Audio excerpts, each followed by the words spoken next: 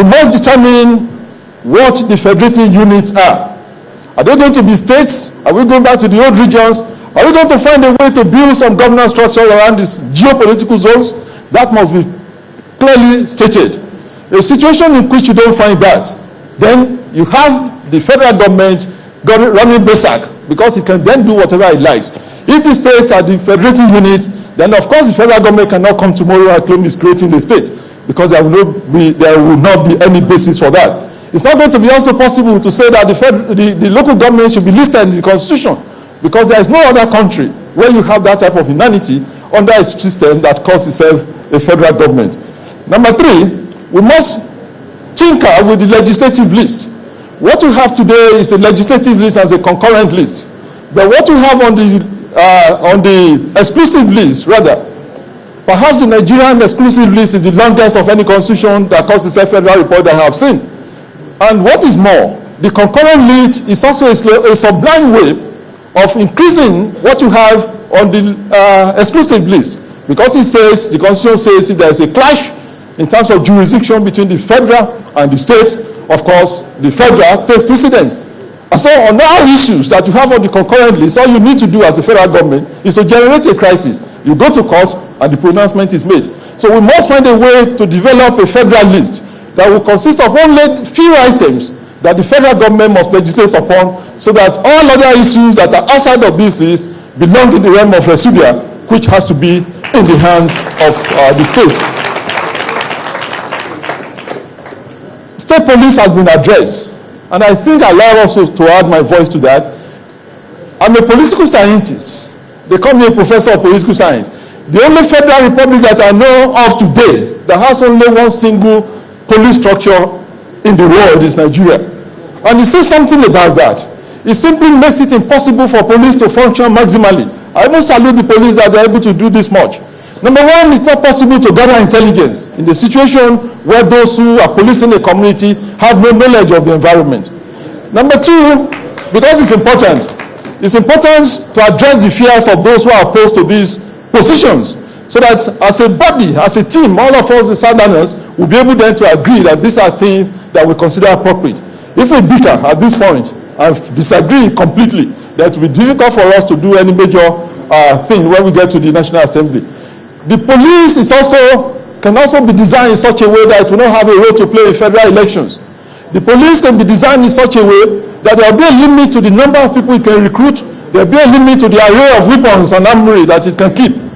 It's also important to also acknowledge the fact that as we speak today, most of the police formations in the states are sponsored by state governments. I stand to be corrected. So if the state government of today are strong enough to sponsor and support the local police with them, then why are we running away from the imperative of setting up a police state? That does not prevent the federal government from having its own police force, like the FBI of the United States. Even universities in the United States have independent police formations. How much more counties and states, as the case may be. The next point I'd like to talk about is the military.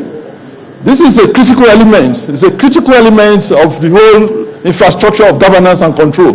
There's nothing that says the military, the armed forces as presently constituted, should be sustained. Indeed, I like to argue that it's possible to bring some degree of regionalism to the military system. It is not a bombastic suggestion. It is not too difficult to imagine. I take inspiration from an article by Major General Devt that I read way back in 1993, who actually, as a general, retired general, and once chief of army staff, argued that indeed it is possible to regionalize the military and get maximum performance therefrom. A situation in which the military will continue to be skewed against some parts of the country, I do not think is the best for any federal system. So we must have the courage to ask that question.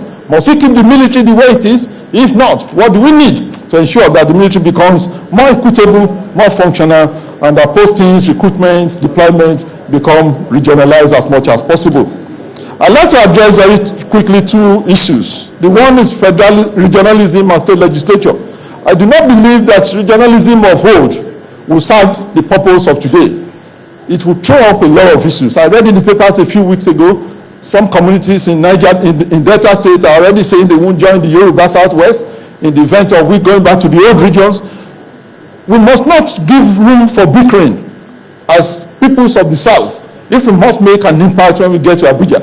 I therefore will suggest that if the state seems to be the agreeable minimum that we can work with as the federating unit and as the basis for governance, we probably should go there. But that also should leave a room that every geopolitical zone that so desires can throw up something like a technical team or a technical structure that will pool resources, compare notes, and ensure that things are done on a regional scale rather than each state standing on its own and doing what pleases it. The second one I'd like to quickly talk about, and I acknowledge the position of our rival leaders in Afenifere. I do not believe that presidentialism should be jettisoned in place of parliamentarianism. And the reasons are these. Number one, parliamentarianism is inherently an unstable political system. It bifurcates authority between a president that is supposed to be ceremonial and the prime minister that is empowered to run government.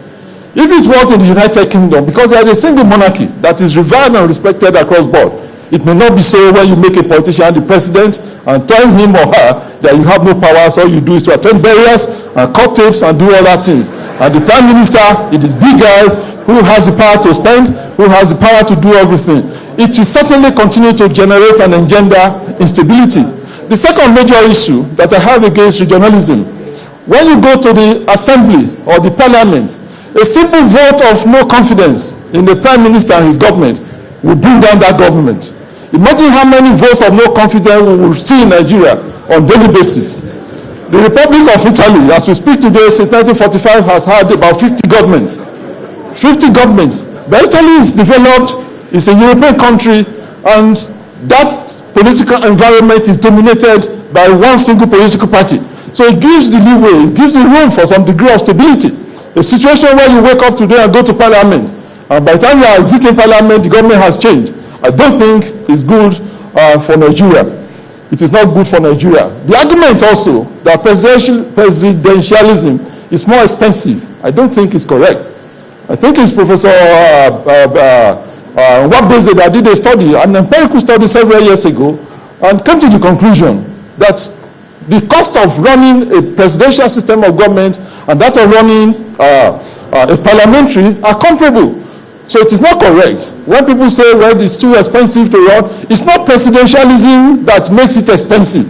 If you have the same mindset to make parliamentarianism as expensive, if not more expensive than presidentialism, that is what you get. So I think the fact that we have administered this for 14 years or more, if you consider the Second Republic, and that a whole generation of Nigerian leaders have no idea whatsoever where to begin or to start using parliamentary, I just think that we should find a way to identify what are the weaknesses of the presidential system of government, take them out, and sustain that for the purpose of stability of our country.